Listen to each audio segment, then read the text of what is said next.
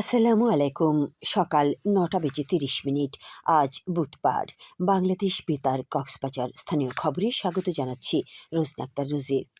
চকরিয়া উপজেলার বন্যা ও পাহাড় ধসে ক্ষতিগ্রস্ত এলাকা পরিদর্শন করেছেন বিদ্যুৎ, জ্বালানি ও খনিজ সম্পদ প্রতিমন্ত্রী অনিন্দ ইসলাম। মঙ্গলবার বিকেলে তিনি বড়ইতলী ইউনিয়নের বিভিন্ন ক্ষতিগ্রস্ত এলাকা পরিদর্শন করে ডেঙ্গাঘাটা ও পহরচাঁদা এলাকার ক্ষতিগ্রস্ত পরিবারের মাঝে ত্রাণ সামগ্রী বিতরণ করেন। এ সময় পাহাড় কাটা ও কৃত্রিম জলাবদ্ধতার সঙ্গে জড়িতদের বিরুদ্ধে কঠোর ব্যবস্থা নেওয়ার হুঁশিয়ারি দেন তিনি। এছাড়া বন্যার পানি নেমে গেলে ক্ষয়ক্ষতির তালিকা তৈরি করে কৃষি, মৎস্য, বসতবাড়ি, সড়ক ও শিক্ষা প্রতিষ্ঠান সহ সব ধরনের ক্ষতি পুনর্বাসনের মাধ্যমে পুষিয়ে দেওয়া হবে বলেও জানান প্রতিমন্ত্রী। পরিদর্শনকালে জেলা প্রশাসক মোহাম্মদ আব্দুল মান্নান, পুলিশ সুপার, উপজেলা নির্বাহী কর্মকর্তা, স্থানীয় রাজনৈতিক নেতৃবৃন্দ সহ সংশ্লিষ্টরা উপস্থিত ছিলেন। পরে একই দিন সন্ধ্যা পর্যন্ত পেকুয়া উপজেলার টুইটং ও মগনামা সহ বন্যা দুর্গত বিভিন্ন এলাকা পরিদর্শনে যান প্রতিমন্ত্রী অনিন্দ ইসলাম অমিত। পরিদর্শনকালে তিনি বন্যা কবলিত মানুষের খোঁজ খবর নেন এবং ক্ষতিগ্রস্ত পরিবারের হাতে ত্রাণ সামগ্রী তুলে দেন।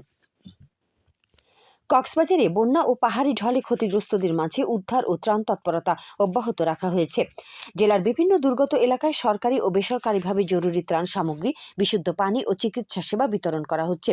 দুর্গম ও পিছিয়ে পড়া এলাকাগুলোতে ত্রাণ তৎপরতার উপর সর্বোচ্চ অগ্রাধিকার দেওয়া হচ্ছে।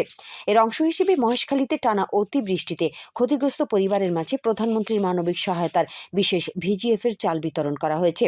গতকাল বিকেলে উপজেলার ধলঘাটা ইউনিয়নের মুহুরীখোনা সহ ক্ষতিগ্রস্ত এলাকায় চাল বিতরণ করেন সংসদ সদস্য আলমগীর মোহাম্মদ মাহফুজুল্লাহ ফরিদ। তিনি বলেন, প্রধানমন্ত্রী সবসময় অসহায় মানুষের পাশে রয়েছেন। দুর্যোগে কোনো মানুষ যেন খাদ্য সমস্যায় না পড়েন, এ ব্যাপারে তিনি নিয়মিত খোঁজ খবর রাখছেন। সংসদ সদস্য লুৎফুর রহমান কাজলের নির্দেশনায় গতকাল রামু উপজেলার ফতে খারকুল ইউনিয়নে ৩ শতাধিক ক্ষতিগ্রস্ত পরিবারকে ১০ কেজি করে চাল বিতরণ করা হয়েছে। এদিকে উখিয়ায় অতিবৃষ্টিতে কর্মহীন হয়ে পড়া ৩০০ স্বল্প আয়ের পরিবারের মাঝে খাদ্য সামগ্রী বিতরণ করেছেন জেলা পরিষদের প্রশাসক এটিএম নুরুল বশর চৌধুরী। গতকাল উপজেলার জালিয়াপালং ইউনিয়নের ডেলপাড়া গ্রামে এই কর্মসূচিতে প্রধান অতিথি হিসেবে অংশ নেন তিনি।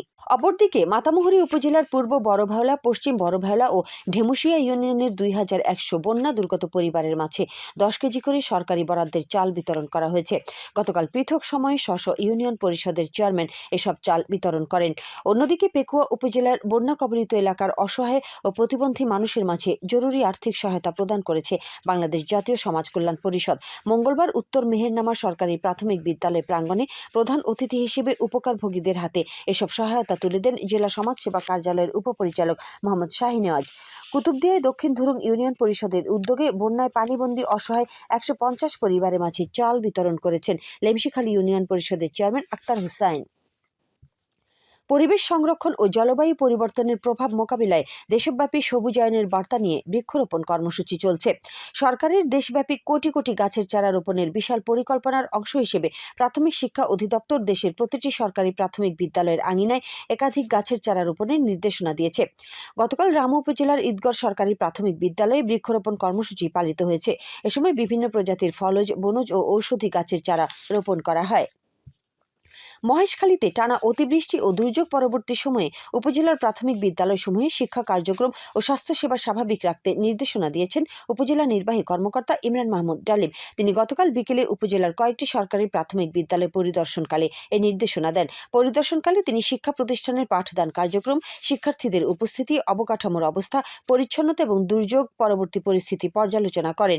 এ সময় উপজেলা প্রাথমিক ভারপ্রাপ্ত শিক্ষা কর্মকর্তা ওমর ফারুক সহ অন্যান্যরা উপস্থিত ছিলেন। উখিয়ায় মাদক বিরোধী অভিযান চালিয়ে ২০,৯৩,০০০ নগদ টাকা সহ এক ব্যক্তিকে আটক করেছে বর্ডার গার্ড বাংলাদেশ বিজিবি। গতকাল উপজেলার হলদিয়াপালং ইউনিয়নের মরিচা উত্তর বড়বিল উচ্চ বিদ্যালয় সংলগ্ন স্থানে এই অভিযান পরিচালনা করা হয়। আটক ব্যক্তি মোহাম্মদ জাহাঙ্গীর আলম একই এলাকার মৃত আলী আহমেদের ছেলে। ৩৪ কক্সবাজার ব্যাটালিয়নের অধিনায়ক lieutenant colonel S M Khairul Alam বিষয়টি নিশ্চিত করে জানান, ইয়াবা ট্যাবলেট চালান পাচারের ক্রয় বিক্রির টাকা লেনদেনের খবরে অভিযান চালায় বিজিবি। পরে সন্দেহভাজন হিসেবে এক ব্যক্তিকে আটক করে তল্লাশি চালিয়ে ইয়াবা ট্যাবলেট সহ এসব টাকা জব্দ করা হয়। আটক ব্যক্তির বিরুদ্ধে প্রয়োজনীয় আইনানুগ ব্যবস্থা গ্রহণ শেষে উদ্ধারকৃত আলামত সহ উখিয়া থানায় হস্তান্তর করা হয়েছে বলে জানান বিজিবির এই কর্মকর্তা।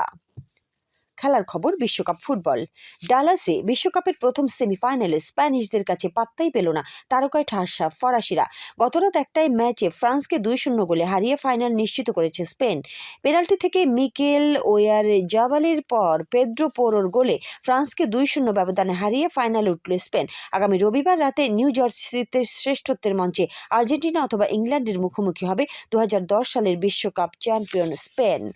আবহাওয়া এখন জানিয়ে দিচ্ছি বাঁকখালী নদীর মোহনা সংলগ্ন এলাকার সামুদ্রিক জোয়ার ভাটার সময়সূচি। আজ ভাটা শুরু হবে বেলা 11টা 11 মিনিটে, চলবে বিকেল 5টা 53 মিনিট পর্যন্ত। খবর শেষ হলো। আমাদের পরবর্তী খবর প্রচারিত হবে আজ দুপুর 2টা বেজে 30 মিনিটে।